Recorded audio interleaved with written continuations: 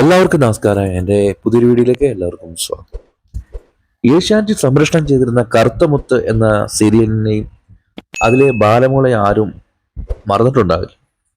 2014 October 20-നാണ് ഏഷ്യാനെറ്റിൽ കറുത്ത മുത്ത് സംപ്രേഷണം ചെയ്തത് തുടങ്ങിയത്.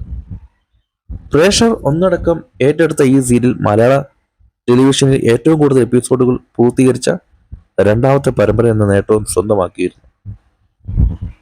1450 എപ്പിസോഡുകളാണ് കറുത്തമുത്ത് പൂർത്തിയാക്കിയത്.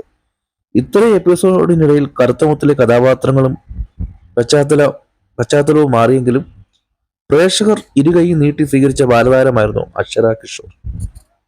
ബാലമോൾ എന്ന കഥാപാത്രത്തിന്റെ കുട്ടിക്കാലം അവതരിപ്പിച്ച അക്ഷര കിഷോർ കറുത്തമുത്ത് കൂടാതെ മറ്റു ചില സീരിയലുകളിലും ഏതാനും സിനിമകളിലും അഭിനയിച്ചിരുന്നു. എന്നാൽ പിന്നീട് പഠനത്തിന് തിരക്കിലേക്ക് പോയി. തനിക്കൊരു ഡോക്ടർ ആകാനാണ് ആഗ്രഹമെന്ന് ആ കാലത്തെ അഭിമുഖങ്ങളിലെല്ലാം അക്ഷര പറയുകയും ചെയ്തിരുന്നു. ഇപ്പോഴിതാ അക്ഷര കിഷോറിന്റെ പുതിയ ചിത്രമാണ് സോഷ്യൽ മീഡിയ വൈറലാകുന്നത്. വലുതായ ശേഷമുള്ള താരത്തിന്റെ ചിത്രങ്ങളാണ് പ്രേക്ഷകർ ഏറ്റെടുത്തിരിക്കുന്നത്. ഇപ്പോൾ അക്ഷര കിഷോറിനെ പോലെ ഒരുപാട് കുഞ്ഞു നടിമാർ കുട്ടിക്കാലം തൊട്ട് നമ്മൾ കണ്ടിട്ടുള്ള നടിമാർ വളർന്നു വന്ന് നമ്മൾ കണ്ടിട്ടുണ്ട്.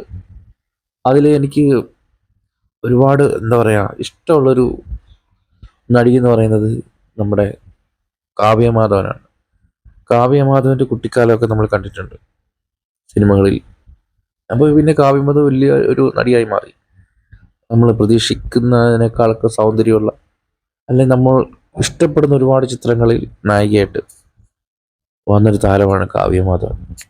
കാവ്യമാധവനെ പോലെ തന്നെ മറ്റൊരു ബാലതാരമാണ് ജീവൻ എന്ന് പറയുന്നത്. നമ്മുടെ മൈ ബോസ് എന്ന സിനിമയിൽ ആ പുള്ളിക്കാരൻ്റെ ഒരു സീരിയലുണ്ടായിരുന്നു. സീരിയലിൻ്റെ പേര് ഓർമ്മയില്ല. പക്ഷെ ആ പുള്ളിക്കാരനെ നമുക്ക് ആ ഒരു ചിത്രത്തിലൂടെ ഭയങ്കരമായിട്ട് ഇഷ്ടപ്പെട്ടാണ്. ദിലീപിന്റെ പെങ്ങളുടെ മകനായിട്ട് അഭിനയിച്ച ജീവൻ. പിന്നെ ജോമോൾ ഉണ്ട്, അതുപോലെ നമ്മുടെ ബേബി ശാലിനി ഉണ്ട്, ഷാമിലി ഉണ്ട്, അങ്ങനെ ഒത്തിരി പേരുണ്ട്. അപ്പോൾ അടുത്തൊരു നായികയായിരിക്കും ചിലപ്പോൾ നമ്മുടെ ഈ അക്ഷര കിഷോറൊക്കെ.